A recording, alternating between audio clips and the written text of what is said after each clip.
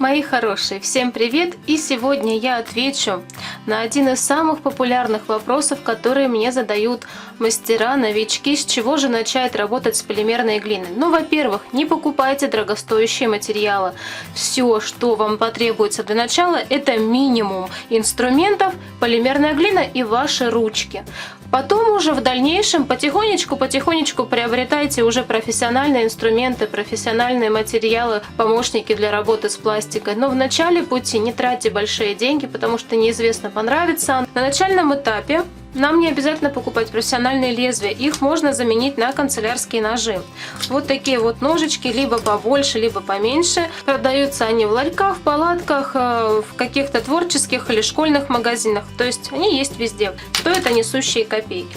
Также, если у вас есть кто-то знакомый в стоматологическом кабинете, либо вы идете к своему зубному врачу, не стесняйтесь, спросите у него лезвия. То есть они постоянно выкидывают у них вот такие вот одноразовые лезвия, они очень острые. Можно попросить у них это лезвие, и они также вам станут верными помощниками. Вот моим очень много лет при работе с глиной, они ее отлично режут. Тоже не нужно покупать профессиональные какие-то инструменты, можно обойтись пока этими лезвиями. Также у них в стоматологическом кабинете есть вот такие вот инструменты, они с разными насадками. Также я их видела и на AliExpress. Тоже отлично подходят для работы с пластикой. Лопаточки, насадки, шариковой головочкой. Все это тоже подходит для работы с полимерной глиной. Спросите, им не жалко, они их выкидут, они вам их отдадут. Также для работы с пластиком вам могут понадобиться всевозможные иголки, спицы, обычная шпилька волосы. Мы можем сделать отверстие на какой-то заготовке, не отмеряя его метром. Сделать на одном расстоянии одинаковое отверстие в бусинке. Проделали отверстие уже двойное на каждой бусинке на одном и том же расстоянии. Либо вы нарисовали какой-то незамысловатый рисунок. Или поставили просто точечки. Да? Это спицы от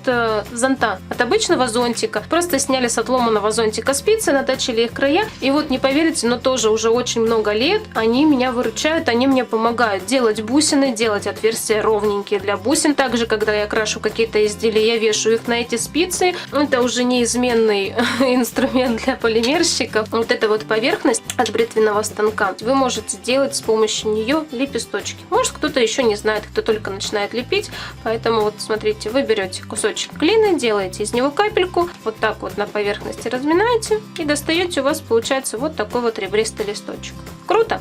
Инструменты можно сделать самостоятельно. Я оставлю ссылочку на видео, где я делала показывала идей, что можно приспособить в качестве насадок для вот таких подобных штампиков.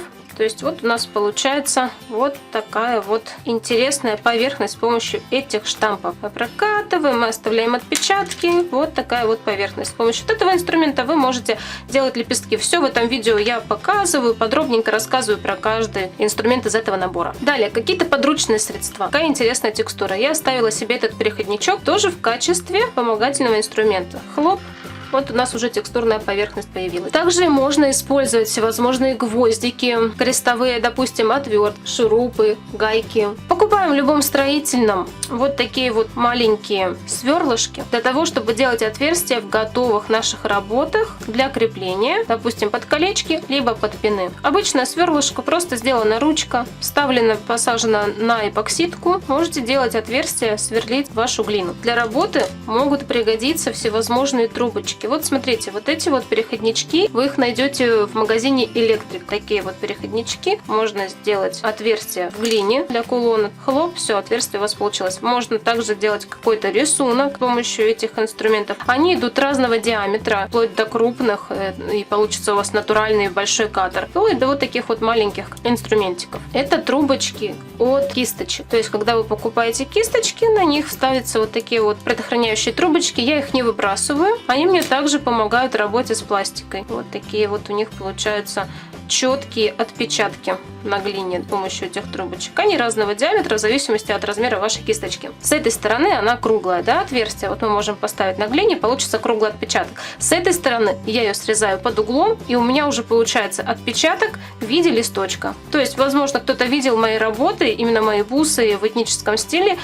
Там есть вот такие вот маленькие лепесточки, есть ромашечки, есть лепесточки я делаю именно вот такой вот трубочкой. То есть у меня нет каких-то специальных инструментов. Вот столько лет работаю, уже 9-й год я работаю с пластикой, и я до сих пор пользуюсь именно какими-то подручными инструментами. Это обычная оплетка от проволоки. Точно такой же эффект. С одной стороны у нас кружочек маленький, с другой маленький лепесточек. Мои хорошие, буду стараться рассказывать быстро, чтобы не тянуть ваше время. Смотрите дальше. Для того, чтобы нам вырезать заготовку из глины, опять же, не обязательно покупать какие-то профессиональные кадры. Кстати, вы можете посмотреть кадры в фикс-прайсе, допустим, либо в каком-то продуктовом магазине. Это формочки будут висеть металлические, либо пластмассовые формочки для выпечки, чтобы делать, например, печенюшки. Также вы можете использовать всевозможные колпачки. Они также разного диаметра, от духов, от туалетной воды, от пены для бритья. То есть разного диаметра не выбрасывайте. Посмотрите, это очень хороший инструмент, которым вы можете также вырезать свою пластику. Вот это вот у меня из детского наборчика формочка. Для работы с пластилином вот такие вот формочки.